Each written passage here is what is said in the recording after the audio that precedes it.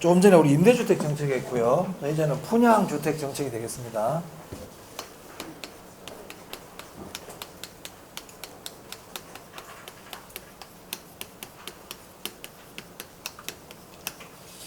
분양주택 정책은 일단 분양가 규제가 있고요.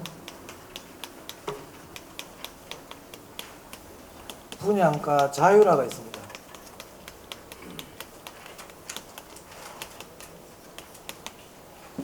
주택 선분양이 있고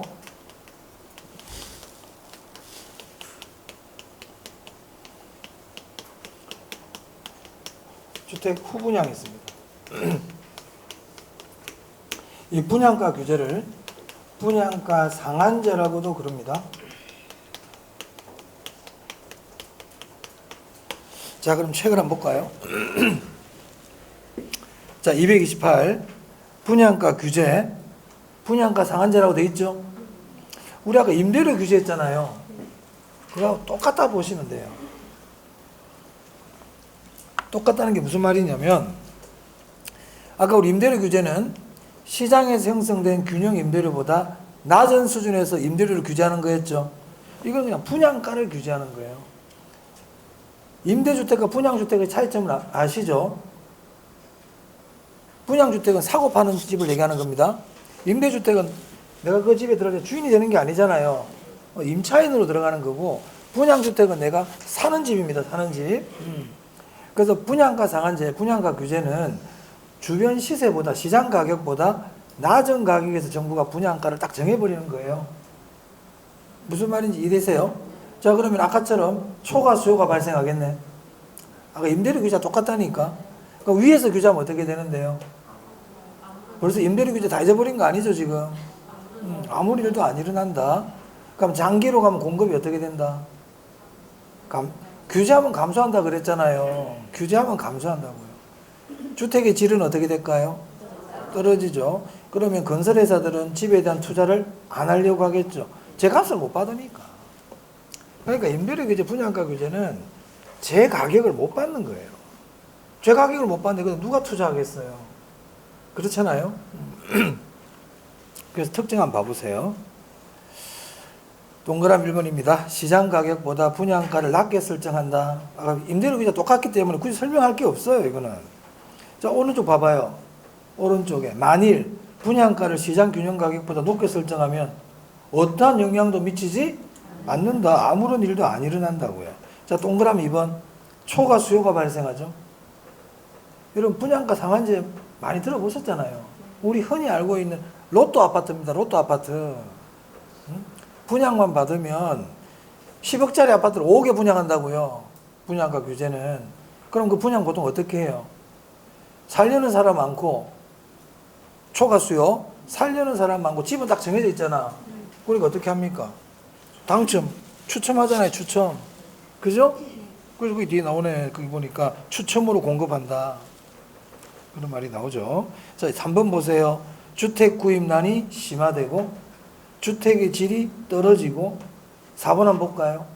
장기적으로는 주택의 공급이 감소한단 말이에요. 그럼 공급이 감소하면 중고주택 가격이 어떻게 될까요? 상승하죠. 중고주택 가격 상승. 자, 그럼 우리 저소득층들은 신규 주택을 삽니까? 중고주택을 구입합니까? 그렇죠. 그럼 중고주택 가격이 오른다고 되어 있잖아요. 옆에 적으세요. 저소득층의 주택난이 심화된다. 그러니까 저소득층들이 집을 사기가 더 힘들어져요. 왜? 중고주택 가격이 올라가니까. 자, 그 다음 4번 하나 발표하겠습니다. 5번 죄송합니다. 5번. 4번도 중요하긴 중요해요. 공급 감소는 항상 중요하니까. 공급 감소 중요해요. 자, 5번에 보면 투기적 수요가 증가한다 보이세요? 아까 제가 로또 아파트 말씀드렸잖아요.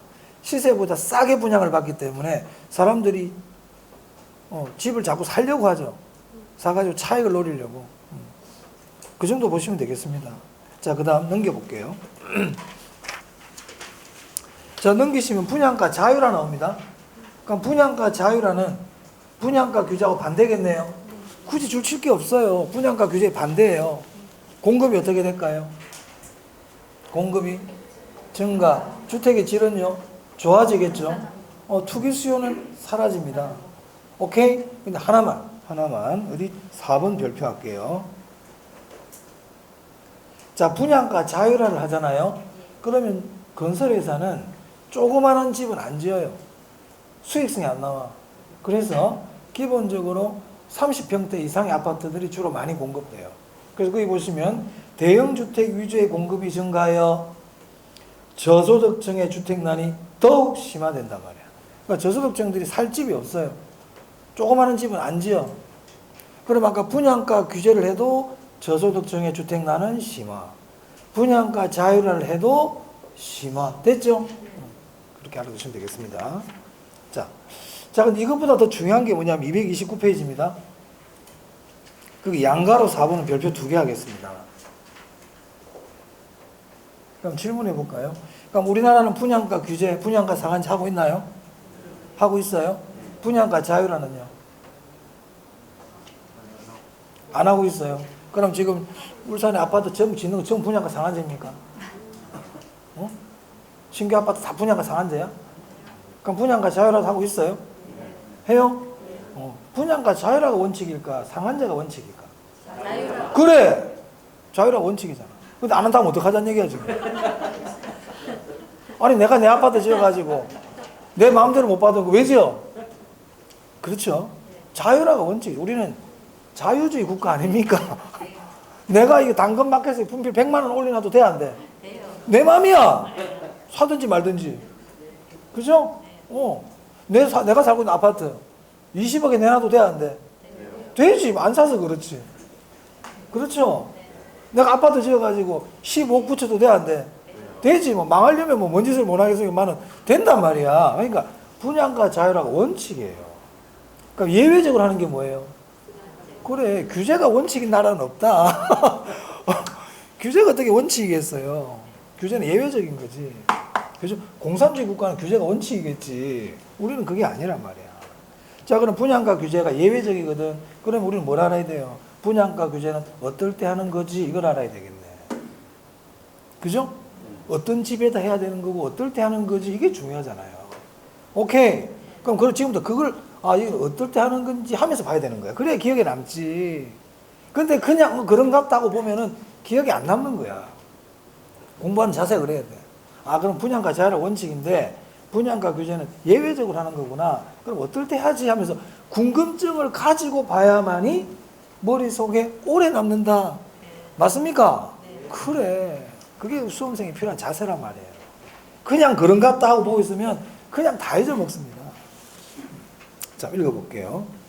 사업 주체가 일반인에게 공급하는 주체입니다. 공동주택 중. 자, 그러면 우리 주택은 단독주택이고 공동주택이 있는데, 공동주택 중 그랬으니까 단독주택에는 분양가 상한제 안 합니다. 일단 그걸 알 수 있어. 공동주택에 하는구나.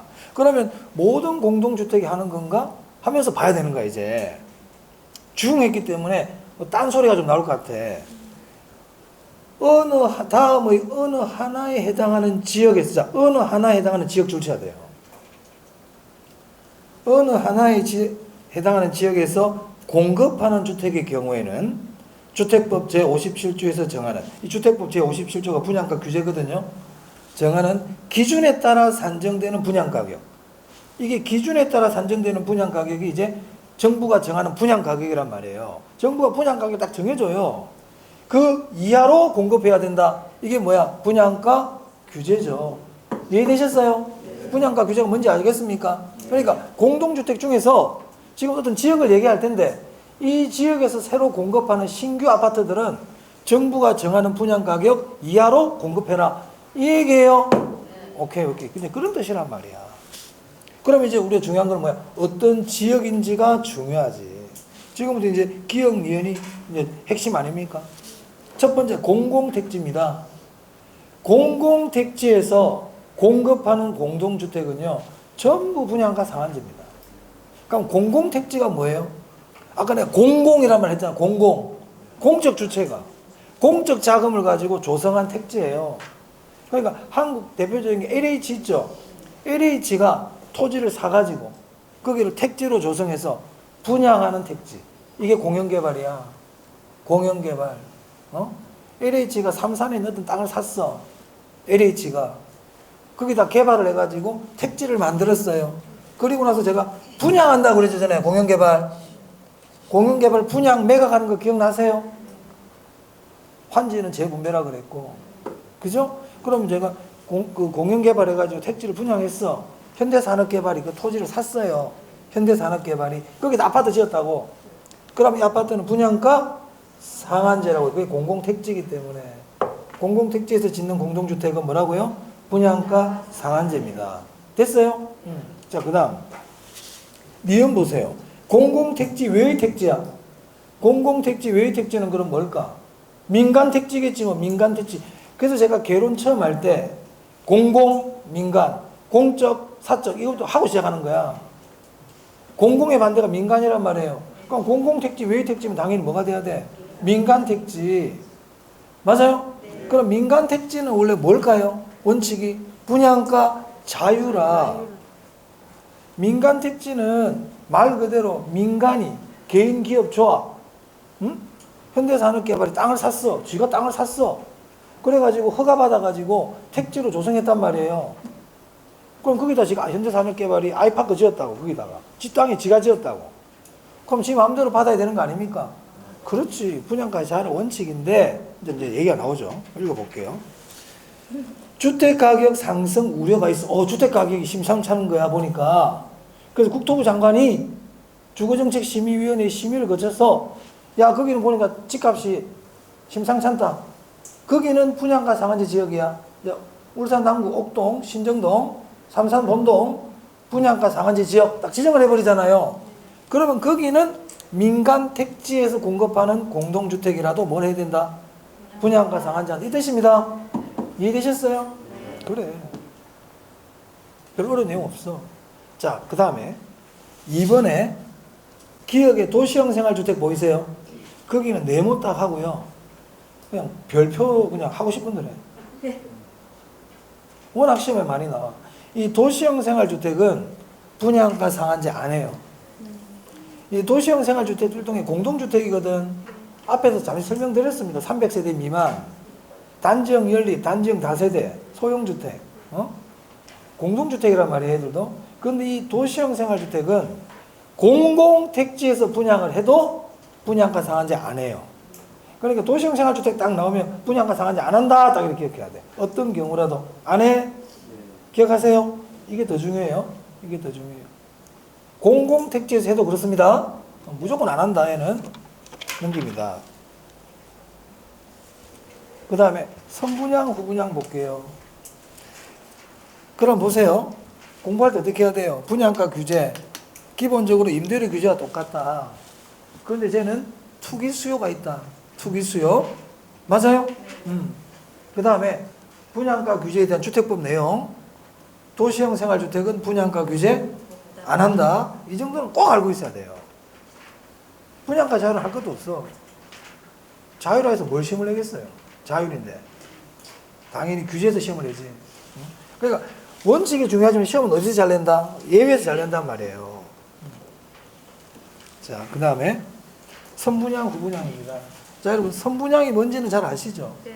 선분양은 집을 완성하고 분양하는 거다. 완성하기 전에 분양하는 거다. 그렇지, 그렇지. 희한하죠? 집도 아직 없는데 집 사겠다 줄 서 있죠, 지금. 우리나라만 있는 거의. 자, 231페이지. 자, 선분양 1번입니다. 뜻을 한번 읽어보겠습니다. 주택건설업체가 주택을 완성하기 전에 입주자를 모집하는 거네요. 맞아요? 의미는 다 알고 계시니까. 그럼 이거는 공급자에게 유리한 겁니까? 소비자에게 유리한 겁니까? 그 공급자 중심, 공급자 유리, 공급자 중심 붙여보세요. 그리고 공급자 유리란 말도 하나 적어두세요. 거기 적어도 되고, 제목에다 적어놔도 되고. 자, 그럼 생각해볼까? 그럼 공급자에게 유리하면 공급은 어떻게 될까? 그렇지, 그냥 공급 증가야. 공급자한테 유리한데 뭐 말하면 뭐 하겠어. 공급자한테 유리한데 공급 감소 이상하잖아요. 그죠? 외울 게 아니야. 근데 이걸 막 외우려고 그래. 선분양의 뜻을 알면 돼. 선분양의 뜻을 알면 저절로 알 수 있도록 이렇게 공부가 돼야 돼요. 자, 그러면서 잘 이해가 안 되는 것들은 외우는 거예요. 자, 그럼 볼게요. 선분양의 중요한 거는 공급자에게 유리하고 공급자 중심이다. 그래서 공급이 증가한다. 이거는 꼭 기본. 자, 그 다음 단점 한번 볼게요. 단점 2번 한번 봅니다. 2번 투기 수요가 증가한다. 이게 보이세요? 오케이, 줄 치세요. 우리가 선분양을 하면요, 분양권 프리미엄이라는 게 있어요. 그건 왜 일어나냐면요, 선분양이 비쌀까요? 후분양이 비쌀까요? 후분양이 비싸요. 선분양이 쌉니다. 그거 당연한 거 아니에요. 물건도 없는 거 하는 거하고 지금 그게 뭐 그래서 당연한 거 아닙니까? 이게 될지 안 될지도 지금 모르는데 지금 솔직히 우리나라 사람들 대단해. 이 아파트가 완공된다는 보장도 물론 주택도시 보전공사라고 있긴 있어. 뭐 보전공사가 있긴 있는데 그래도 누구는 보정을 안 써서 돈을 안 빌려줍니까? 보정 써도 돈 떼이는데 안 그래요? 그럼 이 집이 없는데 지금 한두 푼도 아니야. 10억 한데 이걸 지금 다 분양하러 갔잖아요. 집 있다 없다? 짓겠대. 근데 집값이 싸면 해요 이거? 안 하죠. 후분양보다 당연히 싸죠. 그럼 이게 완공이 되어 가면서 집값은 어떻게 된다?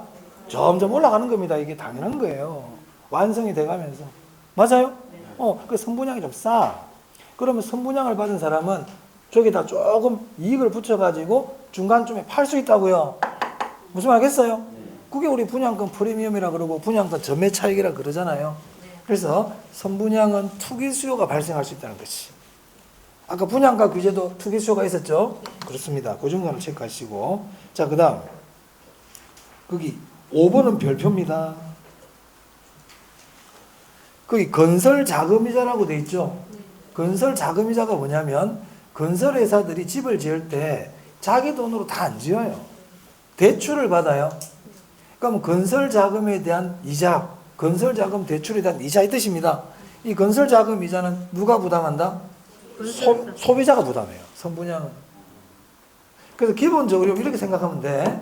선분양은 공급자에게 유리하고 소비자에게는 불리하구나. 딱 기본적으로 그거야, 그거. 소비자가 불리해. 소비자가 굳이 유리하다는 거는 돈을 나눠서 낼 수 있다는 거. 계약금, 중도금, 잔금. 뭐 이 정도나 좋을까? 나머지는 별로 좋은 게 없어요. 자, 주택의 질이 좋아요, 나빠요? 선분양하면. 좋다. 왜 좋아? 공급자가 유리하다. 공급자 유리하면 집 안 좋게 지을 것 같은데 내가 봤을 때는. 돈 다 받았지? 돈 다 물론 다는 아니지만 계약이 끝났잖아요. 그럼 굳이 집을 물론 잘 지어야 되지만 우리 모델하우스하고 다르게 짓는 경우가 많죠? 그런 얘기하는 거예요. 품질이 저하될 우려가. 후분양은요, 다 짓고 보고 사잖아요. 그럼 잘못 지으면 팔려 안 팔려? 안 팔리지. 선분양은 물건이 없잖아. 잘 지을게요 하고 같이 그렇게 파는 거지. 근데 실제로는 완공이 되고 보니까 잘 지을게요가 아니고 잘 못 짓는 경우가 많더란 거잖아요. 나중에 선분양 한번 해보면 알아요. 품질이 저하되죠? 저하된다 이 말이야. 이건 1번에 있어요. 품질이 저하될 위험이 있다. 제가 뭐 얘기 안 하다가 줄 하나 쳐놓으세요 그러면. 자, 외울 건 아니야 이거는. 그냥 기본이야. 여러분 인터넷 물건, 홈쇼핑 물건, TV만 보고 인터넷만 보고 이렇게 사면은 물건이 내가 생각한 것보다 못한 게 올 때가 많지 않아요? 하지만 직접 나가서 보고 사면요, 그걸 실수를 줄일 수가 있잖아요. 그렇단 말이에요.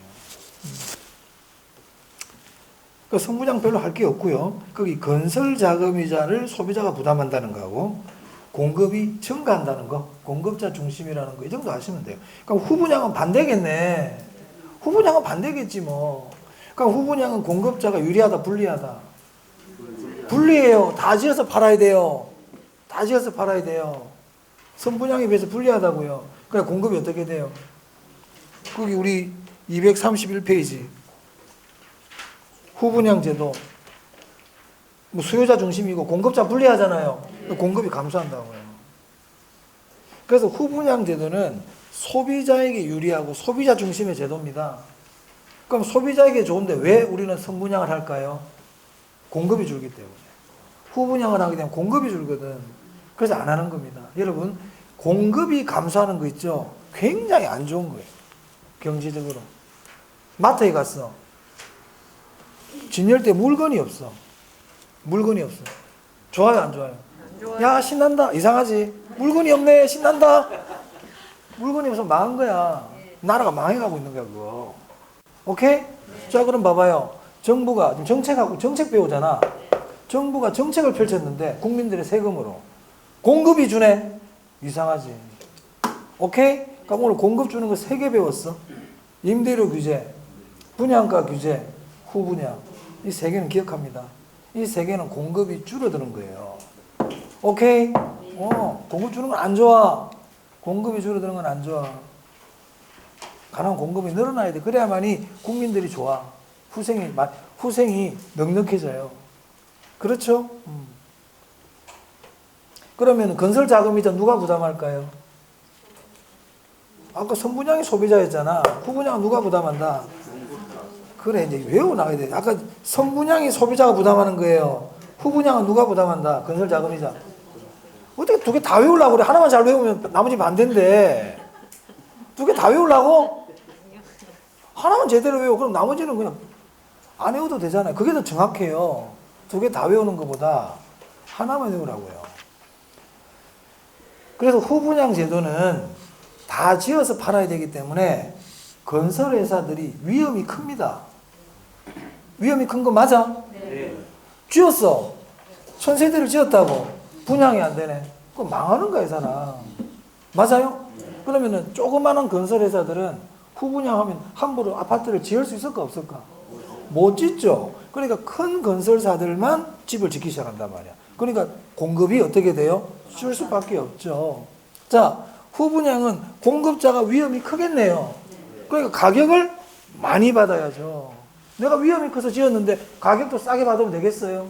그래서 후분양이 더 비싸요. 선분양보다. 위험하니까 가격을 더 많이 받아야 안 되겠습니까? 그죠? 예를 들어서 밀항선 가격이 비싸.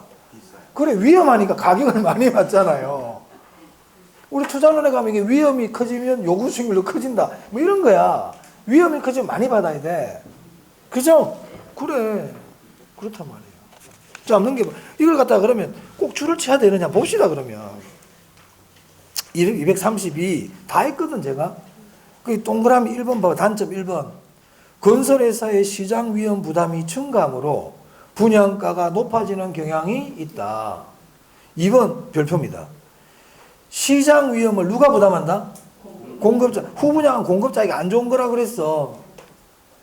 시장 위험이 미분양이에요, 이게. 시장 위험을 공급자가 부담하므로 주택의 공급이 어떻게 된다? 감소한다. 자, 5번. 건설 자금이자는 누가 부담한다? 공급자. 보이세요? 단점에 5번, 단점에 5번에 건설 자금이자는 누가 부담한다? 건설회사. 됐죠? 그 정도 확인하시면 되겠습니다. 자, 그 다음에 이제 조세 정책입니다.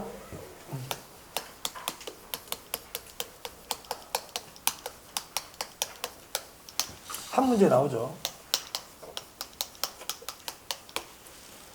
자, 어디를 보시냐면 거기 233 부동산 조세의 기능이라고 있나요? 양가로 3번에 찾았어요? 자, 거기 이 동그라미 2번에 보니까 소득 재분배라는 게 나오네요. 줄 치세요. 여러분, 소득 재분배가 뭐예요, 이거? 네? 소득을 재분배해 준다네? 그럼 어떻게 분배하겠다는 얘기야? 다시 분배한대. 고소득세 세금을 떼서 네. 그렇죠. 맞습니다. 그게 이제 소득 재분배입니다. 응? 그럼 소득, 이건 여담이 참고인데, 소득 분배하고 재분배는 다른가? 다르지. 자, 예를 들어서, 회사에서 있잖아요. 회사에서, 100명의 직원이 있어요. 그 일을 했어. 영업한 회사야. 그러면 영업 실적이 다르겠죠. 그럼 누구한테 돈을 성과급을 많이 줘야 돼? 일 잘하는 사람 많이 줘야지. 너 열심히 잘했구나. 너 1억. 너 꼴등이네. 3천. 이게 시장 원리다. 소득이 딱 분배가 돼. 자, 그랬더니, 야, 너 먹고 살겠냐, 너? 너무 힘들어 보인단 말이야. 야, 1억 너 조금 갖고 와. 이렇게 얘한테 500만 원 갈 수 있도록. 시장은 이런 일 하면 된다, 안 된다? 안 돼. 시장은 조금 전에 소득분배 끝나버렸어. 무슨 말겠어요? 이 재분배는 시장이 하는 게 아니야. 그거 누가 한다? 사장이나 정부가 해주는 거야. 사장이. 야, 이거 안 되겠어. 너무 많아. 갖고 와. 이런 식으로. 아시겠죠? 그래서 소득분배와 재분배는 달라요. 그럼 이 소득 재분배는 시장은 할까 못할까? 못해. 재분배는. 그 제가 전에도 얘기했어. 시장은 저소득층과 부자들을 해결할 수 없다. 시장은. 왜냐하면 시장에 의해서 부자와 가난한 자가 나왔는데 시장이 이걸 또 해결한다고? 안 되지. 무슨 말 알겠어요? 그래서 이 소득 재분배는 시장은 할 수 없어요. 그래서 소득 재분배 밑에 적어. 시장은 소득 재분배 기능이 없다. 시장은 소득 재분배 기능이 없다. 그럼 이 소득 재분배는 누가 한다? 정부가. 그럼 정부가 어떻게 하는데? 세금을 통해서. 또는 임대주택 공급을 통해서. 아까 조금 전에 임대주택 했잖아요. 임대주택 했죠? 그게 소득 재분배예요. 앞으로 저소득층을 위한 거다 이런 말 나오지. 다 소득 재분배야. 저소득층을 배려한다. 저소득층을 도와준다. 이런 건 다 소득 재분배입니다. 그거는 시장이 하는 게 아닙니다. 그럼 공공임대주택은 자원의 효율적 배분을 위한 거다? 아니, 소득 재분배를 위한 거다. 자원의 효율적 배분은 시장이 하는 일이다. 오케이? 네. 시장 원리는 있잖아요. 임대주택 50만 원 받는 게 시장 원리예요. 50만 원 받을 수 있는 거 왜 30만 원 받아? 이거는 시장 원리가 아니다. 근데 시장에서는 50만 원에 거래되는데 공공임대는 30만 원을 하고 있잖아요. 네. 왜? 저소득층 위해서. 무슨 말 알겠습니까? 나중에 하겠지만 우리가 누진세라는 게 있죠. 누진세는 뭐냐면 부자한테는 세금을 많이 걷고 저소득자한테는 세금을 적게 걷는 거예요. 맞아요? 이게 형평성이에요. 예를 들어 시장 원리는 이게 아니에요. 고소득자 잘하는 애잖아. 능력자야. 능력자. 얘한테 자꾸 뺐으면 돼? 야, 너 잘하는 놈이구나. 야, 너 못하는 놈 좀 있어 봐봐. 니한테 줄게. 네가 더 열심히 해서 애를 좀 그게 효율성이야. 근데 형평성 그게 아니라고요. 네 잘하는 건 알겠는데 쟤 좀 도와줘야 되겠다. 이게 형평성이라고요. 아시겠어요? 네. 시장은 이런 거 안 한다고요. 시장은 그냥 올라가고 떨어지고 끝이야. 그래서 그러다 보니까 너무 냉혹하지 기업들이. 그래서 최근에 나온 ESG 경영 아닙니까? ESG 경영이라고 들어봤어요. ESG 경영이 뭐냐면 기업이 이제 그동안 너무 자본주의 원리에 의해 가지고 이윤 추구하고 달려왔잖아. 그러다 보니 이제 기업 너희들도 이제 사회적 책임을 좀 져라. 환경, 그리고 분배 이런 좀 신경 써라. 이게 ESG 경영이에요. 그러니까 기업의 기본 원리가 완전 깨지죠. 그래 굉장히 각광받아 한때 이슈가 됐던 거 아닙니까? 그렇습니다. ESG 경영. 그렇죠. 자, 어찌됐든 소득 재분배는 시장에는 이런 기능이 없어요. 자, 그 밑에 보세요. 맨 밑에. 그 세금의 분류를 해가지고 박스가 하나 있어요. 그 별표 2개 하세요. 시험에 최근에 아주 많이 내요. 자, 우리 부동산은 취득, 보유, 처분이라는 3단계를 거치거든요. 각 단계마다 세금이 부과됩니다. 근데 이 세금은 크게 국세와 지방세가 있어요. 국세는 국가가 부과하는 세금이에요. 그러니까 울산에 지금 울산 세무서도 있고 북구에 가면 뭐 동울산 세무서도 있고 그렇잖아요. 그러면 세무서에서 부과하는 우리 고지서 날라오죠. 그거 다 국세예요, 국세. 국세청, 세무서. 자, 그런데 남구청, 중구청, 북구청, 뭐 동구청 이렇게 지방자치단체에서 날라오잖아요. 그건 다 지방세입니다. 그래서 세금은 국세와 지방세가 있다. 그럼 거기 취득, 보유, 처분 단계에서 국세, 지방세 있죠. 이건 꼭 암기. 꼭 암기. 거기서 보면 우리 취득세, 등록, 면허세, 취득 단계에서 내는 지방세 아닙니까? 세법 시간에 배우잖아요. 보유 단계에서 국세, 종부세, 종합부동산세, 지방세가 재산세 아니에요? 2차 과목이 세법 시간에 배우잖아요. 처분할 때 양도소득세, 국세, 그죠? 2차 시간에 배우잖아요. 그래서 이게 우리 2차 과목들이죠. 지방소득세는 크게 안 중요하지만 그 5개가 지금 중요한 거 아닙니까? 우리 세법에서. 그렇죠? 양도소득세 많이 나오고 종부세 재산세가 중요하고 취득세 이런 거 다 2차 과목이잖아. 여기서 1, 2 문제 나오잖아요. 자, 넘깁니다. 그럼 조세 정책에서는 아까 조세의 분류 꼭 아셔야 되고요. 자, 두 번째 할게 조세의 전가와 귀착입니다. 거기 234페이지에 나오네요. 조세의 전가와 귀착 보이세요? 거기 또 네모하시고요. 거기도 별표 2개예요. 조세에서는 얘가 진짜 중요한 거예요, 원래. 조세를 공부할 때는 이 전가와 귀착은 반드시 알아야 됩니다. 자, 이것도 제가 예를 한번 들어볼게요. 예를 들어볼게요. 국밥집이 있어요. 국밥집. 국밥 한 그릇에 10,000원에 10,000원. 국밥 한 그릇에 10,000원에 팔고 있어요. 그런데 정부가 이 국밥집 사장님에게 한 그릇당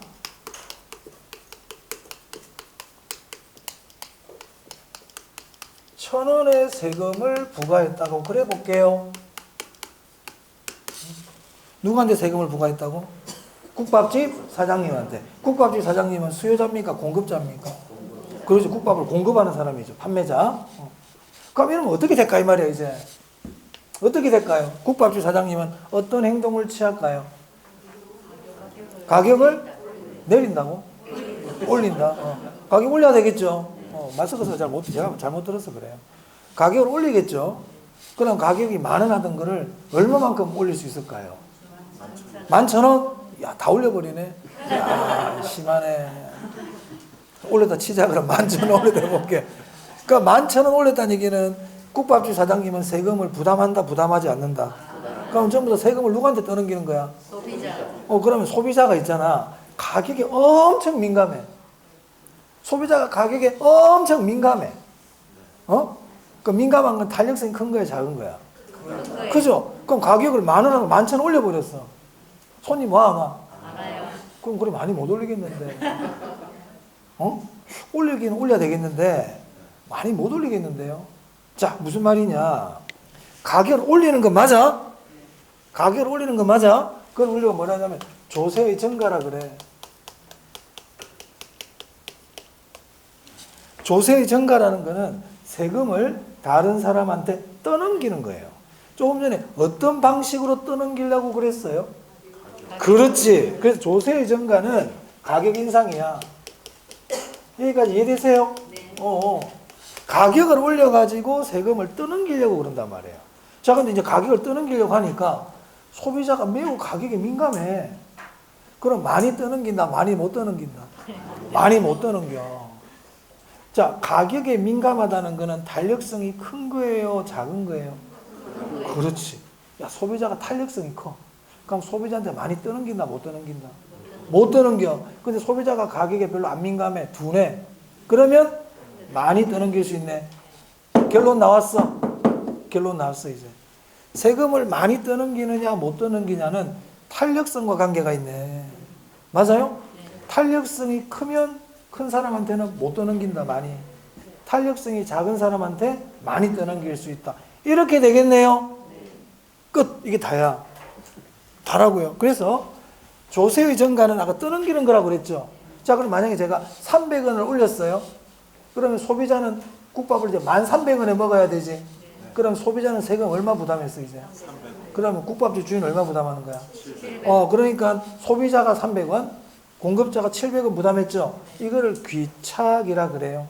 그러니까 전가는 떠넘기는 행위 그 자체를 얘기하고 귀착이라는 건 최종적으로 수요자와 공급자가 얼마를 부담하게 되느냐, 이게 귀착입니다. 굳이 구별 안 해도 돼. 신경 안 써도 돼. 그러면 조세의 전가와 귀착은 무엇에 의해서 결정이 되느냐면 수요와 공급의 가격 탄력성에 의해서 결정이 된다. 맞아요?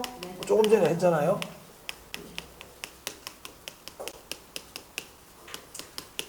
그럼 어떻게 결정이 되느냐? 제가 지금 칠판에 지금 이게 굉장히 중요하다, 이게. 탄력성이 큰 쪽.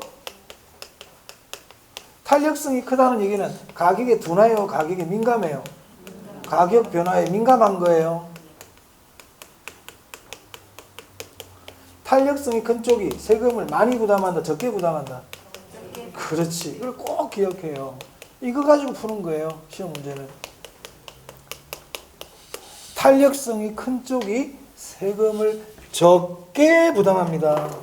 탄력성이 큰 쪽이 세금은 적게 부담합니다.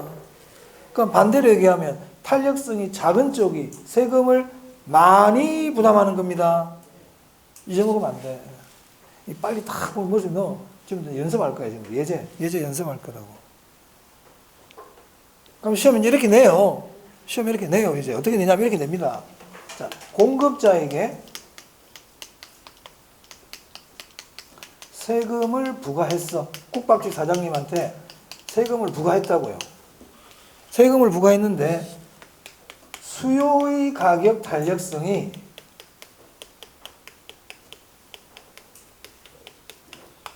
공급의 가격 탄력성보다 커. 수요의 가격 탄력성이 공급의 가격 탄력성보다 커. 그러면 이제 어떻게 될까? 자, 수요자 세금 부담하고 공급자 세금 부담이 있을 때 누가 더 세금을 많이 부담하죠? 그렇죠. 탄력성이 작은 사람이 더 많이 부담한다고요? 큰 사람이 적게 부담하고? 중요하다 이거. 시험에 늘 나온다. 그냥 나온다 보고 공부해야 돼 이거는. 그냥 나오는 거야. 안 물어보면 이상한 거야. 사실은. 좀 어려운 거 안 물어볼게요 이제. 좀 어렵게. 어렵다 해봤자 뭐 별거 없어. 이걸로 풀면 돼 그냥. 지금 어려봤자지. 자, 공급의 가격 탄력성이 완전 비탄력적이에요. 공급의 가격 탄력성이 완전 비탄력적이다. 그럼 이때는 세금을 누가 어떻게 부담하게 될까? 이겁니다.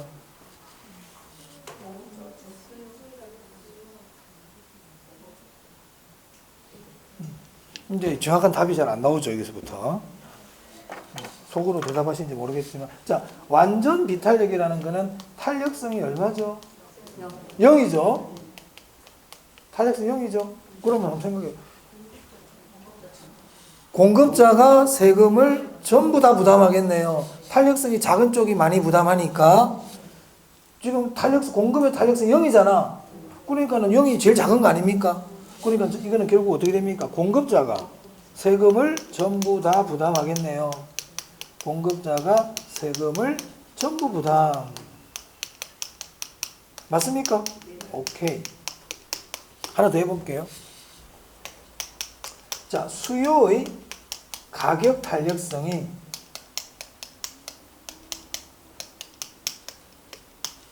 완전 탄력이에요, 이제. 완전 탄력.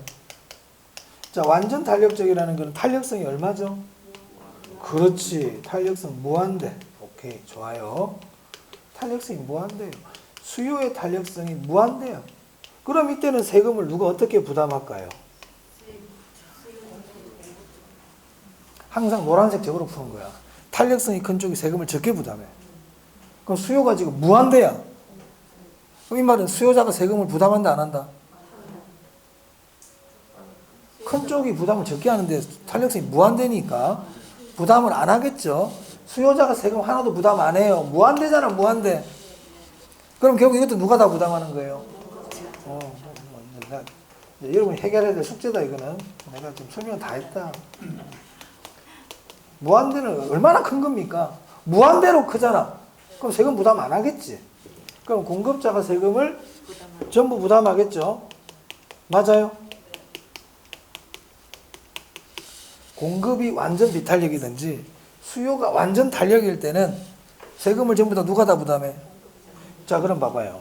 공급자에게 세금을 부과했는데 공급자가 세금 전부 다 부담하고 있죠. 이거는 조세의 증가가 일어나는 겁니까? 안 일어나는 겁니까? 안 일어나죠. 지가 다 내야 되잖아요. 조세의 증가가 안 일어나죠. 조세의 증가가 안 일어난다는 얘기는 가격 인상이 일어난다, 안 일어난다? 시험은 이거 잘래?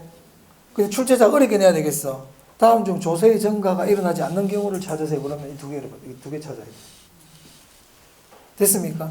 자, 그럼 여기서 알 수 있는 게 이거네요. 자, 완전 비탄력, 완전 탄력 이런 말이 나오잖아요. 그러면 한 명이 다 부담하는 거예요. 완전 탄력, 완전 비탄력이라는 말이 나오면 둘 중에 하나가 다 부담하는 거야. 그런데 완전 탄력, 완전 비탄력이 아닌 그냥 일반적인 우하향, 우상향이잖아요. 그럼 그때는 한 명이 다 부담하는 일은 없다 이 말입니다. 오케이? 그럼 그때 누가 어떻게 부담하느냐? 탄력성이 큰 쪽이 적게 부담한다. 이렇게 되는 겁니다. 자, 책 볼게요. 자, 234. 자, 거기 조세 증가 기차에 동그라미 2번 볼게요. 조세의 귀착. 각 경제 주체들이 조세를 최종적으로 누가 부담하느냐의 문제를 말한다. 출치 보겠습니다. 수요와 공급의 탄력성에 따라 부담액이 달라진다. 아까 제가 얘기했죠? 자, 4번 별표예요. 4번이 결론이에요. 탄력성이 큰 쪽은 가격에 예민함으로 적게 부담하고 탄력성이 작은 쪽은 가격에 둔함으로 많이 부담한다. 맞습니까? 자, 그럼 나중에 고민들 맨 밑에 표 있죠? 그거 가지고 나중에 연습 좀 해보세요. 자, 그리고 3번 한번 읽어볼게요. 세금의 부과는 수요와 공급의 탄력성에 세금의 부과는 수요와 공급이 완전 탄력, 수평이잖아요. 완전 비탄력, 수직이잖아요. 이 아닌 경우, 즉 우하향의 수요 곡선, 우상향의 공급 곡선인 경우에는 어느 일방만의 부담으로 기착되지는 않는다 이 말이에요. 그러니까 완전 탄력, 완전 비탄력일 때는 혼자가 다 부담해야 돼. 그렇지 않을 때는 혼자가 다 부담하는 경우는 없다 이 얘기입니다. 부담액의 차이는 쌍방 모두에게 귀착된다 이 말이에요. 질문. 그러면 세금을 부과하잖아. 그럼 수요자, 공급자가 똑같이 세금을 부담한다. 똑같은 크기의 세금을 부담한다. 그럼 O입니까? X입니까? X다. 탄력성이 큰 쪽이 적게 부담, 탄력성이 작은 쪽이 많이 부담. 그럼 만약에 탄력성이 똑같으면요. 수요의 탄력성도 0.5, 공급의 가격 탄력성도 0.5, 탄력성이 똑같아. 그럼 어떻게 될까? 똑같이 나는 반반씩 부담하겠죠. 맞아요? 아까 국밥을 세금 1,000원 부과받았잖아. 근데 수요와 공급의 가격 탄력성이 수요자와 공급자 탄력성이 똑같잖아요. 그럼 국밥 가격은 얼마가 될까요? 1,500원이 된다 이 말입니다. 오케이? 그런 뜻이야. 탄력성이 똑같을 때는 반반씩 나눠 부담하는 거야. 무슨 말 알겠죠? 탄력성이 큰 쪽이 적게 부담. 자, 그 다음에 여기까지 보고 조금 쉬었다가 계속 할게요. 지우실 거면 여기에만 좀